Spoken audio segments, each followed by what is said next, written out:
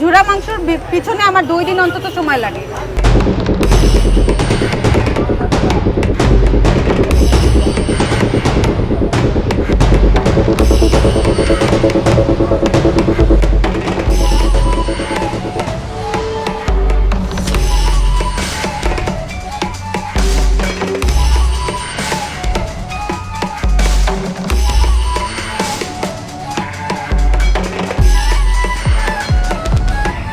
আমি যদি আজকে সকালে বসাই, কালকে রাতে এসে বিক্রি করব।